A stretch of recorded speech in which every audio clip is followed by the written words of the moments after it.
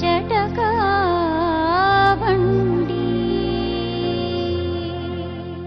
ನಮ್ಮ ತಂದೆಗೆ ಇಷ್ಟ ಇಲ್ಲ, ಹಾಗಾಗಿ ಇದನ್ನ ಮುಂದುವರ್ಸೋದು ಬೇಡ ಅನ್ನೋದನ್ನ ಕ್ಲಿಯರ್ ಮಾಡ್ಕೊಂಡು ಸ್ನೇಹಿತರಾಗಿ ದೂರ ಆಗ್ಬಿಡ್ಬೇಕಲ್ವಾ.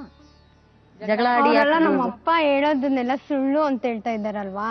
ಅಭಿಮಾನ ನನಗೆ ಅರ್ಥ ಆಯ್ತಮ್ಮ. ನಿಮ್ ತಂದೆಯವರು ಕೆಲವೊಂದು ತಪ್ಪು ಮಾಡಿರ್ಬಹುದಲ್ವಾ, ಮನುಷ್ಯರು ತಾನೆ, ಸಹಜವಾಗಿ ಎಲ್ಲರೂ ಮಾಡ್ತಾರೆ. ಹಾಗಂತ ನಿಮ್ ತಂದೆ ಕೆಟ್ಟ ತಂದೆ ಅಲ್ಲ, ಕೆಟ್ಟವರು ಅಲ್ಲ, ಆದ್ರೆ ಅವರಿಂದ ಕೆಲವೊಂದು ತಪ್ಪು ನಡೆದಿದೆ, ಸರಿನಾ?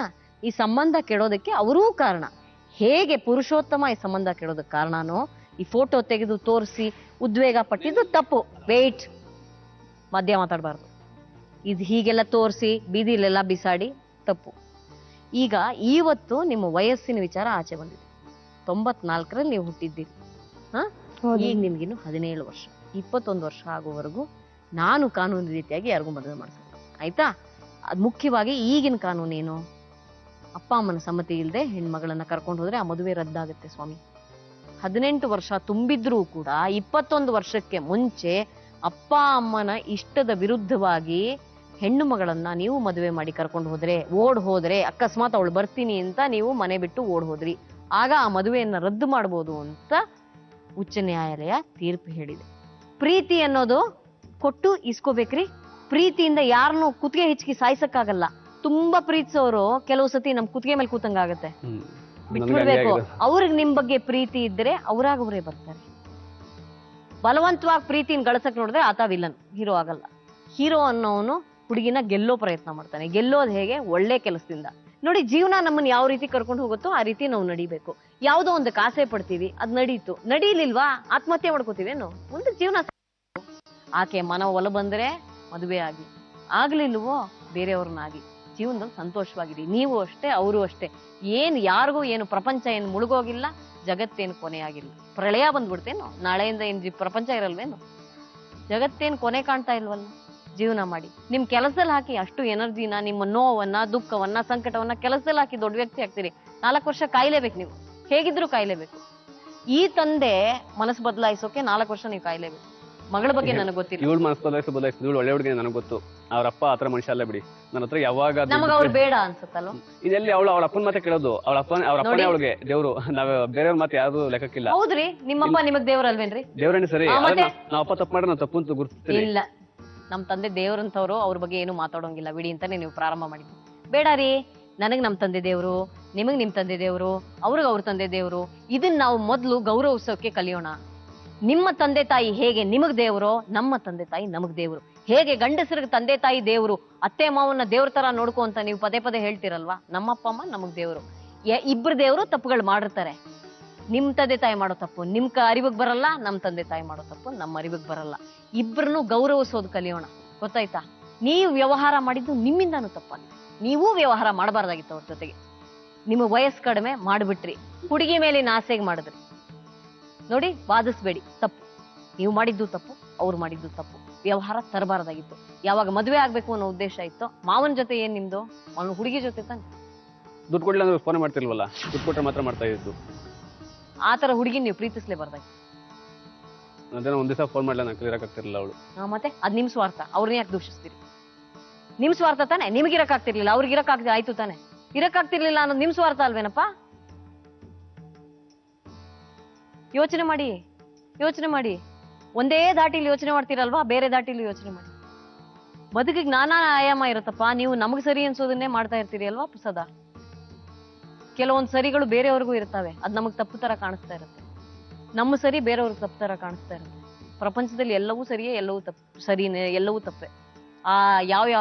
ಯಾವ ಸಮಯದಲ್ಲಿ ಏನೇನ್ ನಡೆಯುತ್ತೆ ಅನ್ನೋದ್ರ ಮೇಲೆ ನಿರ್ಣಯ ಆಗಿರುತ್ತೆ ಅಷ್ಟೇ.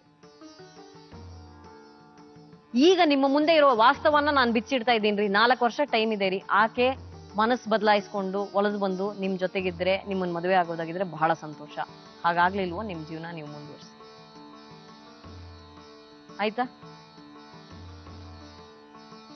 ಏನಮ್ಮ? ಸರಿ ಮೇಡಮ್ ಅಂದ್ರೆ ಬರ್ತೀನಿ ಅಂತಾನೆ. 4 ವರ್ಷ ಕಾಯ್ಲಿ. ನೀನ್ ಸಂತೋಷವಾಗಿರ್ಬೇಕು ಅಂದ್ರೆ ಪುರುಷೋತ್ತಮನ್ನ ಮದುವೆ ಆಗು. ಇದು ನನ್ನ ಅಡ್ವೈಸ್ ನಿನಗೆ, ಪರ್ಸನಲ್ ಅಡ್ವೈಸ್. ಅಕ್ಕ ಅನ್ಕೋತೀಯಾ? ಅನ್ಕೋ. ನಾನು ನಿನಗೆ ಕೊಡ್ತಾ ಇರುವಂತ ಪರ್ಸನಲ್ ಅಡ್ವೈಸ್. ನಮ್ಮನ್ನ ಪ್ರೀತಿಸೋರ್ನು ನಾವು ಮದುವೆ ಆಗ್ಬೇಕು ಯಾವಾಗ. ಅದು ಇಷ್ಟೊಂದು ಪ್ರೀತಿ ಇರೋರ್ನ ಖಂಡಿತ ಮದುವೆ ಆಗ್ಬೇಕು.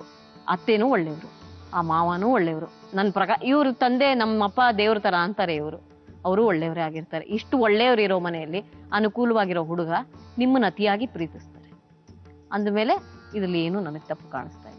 ಈ ಮಧ್ಯೆ ಈ 4 ವರ್ಷಗಳ ಕಾಯೋದಾಗಿದ್ರೆ, ನಿಷ್ಠಾವಂತ ಪ್ರೇಮಿಯಾಗಿದ್ರೆ ಮಧ್ಯ ತೊಂದರೆ ಕೊಡ್ಕೂಡ್ದು, ನಿಷ್ಠಾವಂತ ಪ್ರೇಮಿ ತಾನೆ. ನಾನು ಯಾವ್ದೋ ತೊಂದರೆ ಕೊಟ್ಟಿಲ್ಲ ಮೇಡಮ್ ಅವ್ರಿಗೆ.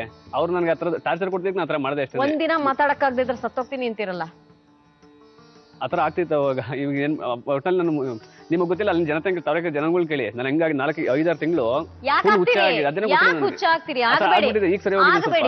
ಆಗ್ಬೇಡಿ, ಯಾಕೆ ಹುಚ್ಚಾಗ್ತೀರಿ? ಪ್ರೀತಿಲಿ ಹುಚ್ಚಾಗೋರ ಹುಡುಗಿನ ಚೆನ್ನಾಗಿ ನೋಡ್ಕೊಳಲ್ಲ. ಈ 4 ವರ್ಷ ಇಬ್ಬರಿಗೂ ಟೈಮ್. 4 ವರ್ಷದ ಮೇಲೆ ಒಪ್ಕೊಂಡ್ರೆ ಇಲ್ಲೇ ಮದುವೆ ಮಾಡ್ತೀರಾ ನೀವೇನೆ? ನಾನೇ ಒಪ್ಕೋತೀನಮ್ಮ. 4 ವರ್ಷ ಟೈಮ್ ಕೊಟ್ಟಿದ್ದೀರಲ್ವಾ, ಯೋಚನೆ ಮಾಡ್ತೀನಿ ಮೇಡಮ್ ಮನೆ. ಈ ಮಧ್ಯೆ ಬೇರೆ ಮದುವೆ ಆದ್ರೆ ನಾನ್ ಪೊಲೀಸ್ನವ್ರನ್ನ ಕರ್ಕೊಂಡ್ಬರ್ತೀನಿ ನಿಮ್ಮ. ಸರಿ, 21 ವರ್ಷದವರೆಗೂ ಆಗಲ್ಲ ಬಿಡ್ರಿ. ಒಳ್ಳೆ ಹುಡುಗ, ಯಾಕಮ್ಮ ಇಷ್ಟೊಂದು ಮನಸ್ಸು ನೋಯ್ತಿ ಅವನಿಗೆ? ಒಳ್ಳೆ ಹುಡುಗ ಅಲ್ವೇನಮ್ಮ, ಯಾಕಮ್ಮ ಮನಸ್ಸು ನೋಯಿಸ್ತೀವಿ? ಈ ಫೋಟೋನೆಲ್ಲ ಹರಿದಾಕ್ಬೋದಾ ನಾನು? ಹರಿದಾಕಿ ಅದ್ರ ಅವಶ್ಯಕತೆ ನಂಗಿಲ್ಲ ಮೇಡಮ್. ಫೋನು ಮಾಡ್ಬಾರ್ದು. ಫೋಟೋ ಇದೆ, ಅದು ಕೊಟ್ಟಿರಿ, ಅದೊಂದು ಬೇಕಾಗುತ್ತೆ. ಯಾವ್ದು ಕೊಡ್ಬೇಡಿ. ಏನ್ ಕೊಡ್ಬೇಡಿ? ಅವ್ರ ಫೋನ್ ಅಲ್ಲಿ ತೆಗ್ದಿದ್ದು ಅವ್ರು ಸೊತ್ತದು ಹರಿಬೋದಾ ಇದೆಲ್ಲ? ಹರಿದಾಕಿದ್ರು. ಮತ್ತೆ ಅದನ್ನೆಲ್ಲ ತಂದು ನಮ್ಮ ಮನೆ ಹತ್ರ ಎಲ್ಲ ಎಸಿದ್ರೆ ಅದೆಲ್ಲ ಸರಿ. ನಾನು ಯಾವತ್ತೂ ಎಸಿದಿಲ್ಲ. ಎಸಿದ್ರೆ ನಿಮ್ಮ ಅಪ್ಪನಿಗೆ ಹಂಗಾದ್ರೂ ಬುದ್ಧಿ ಬರ್ತಾನೆ, ನಮ್ಮ ಮನೆಗೆ ಬರ್ತಾನೆ ಹುಡ್ಕೊಂಡು ಅಂತ ಎಸಿದೆ ಬತ್ತು. ಇನ್ನೇನು ನಿಮ್ಗೆ ಗಮನ ಮಾಡ್ಬೇಕು ಅಂತಲ್ಲ. ತಗೋ ನೀನ್ ಇಷ್ಟೆಲ್ಲ ಮಾತುಗಳನ್ನು ಕೇಳಿದ ಶಿಲ್ಪ ಇನ್ಮುಂದೆಯಾದ್ರೂ ಈ 4 ವರ್ಷಗಳಲ್ಲಿ ತನ್ನ ಮನಸ್ಸನ್ನು ಬದಲಾಯಿಸಿ ಪುರುಷೋತ್ತಮನ ಜೊತೆ ಬಾಳಲಿ. ಇವರಿಬ್ಬರ ಜೀವನ ಹಾಲು ಜೇನಿನಂತೆ ಚೆನ್ನಾಗಿ ಇರಲಿ ಎಂಬುದೇ ನಮ್ಮ ಬದುಕು ಜಟಕಾ ಬಂಡಿ ತಂಡದ ಹಾರೈಕೆ. ಪ್ರಿಯ ವೀಕ್ಷಕರೇ, ಇದರೊಂದಿಗೆ ಇವತ್ತಿನ ಬದುಕು ಜಟಕಾ ಬಂಡಿಯನ್ನ ಮುಗಿಸುವಂತಹ ಸಮಯ ಬಂದಿದೆ.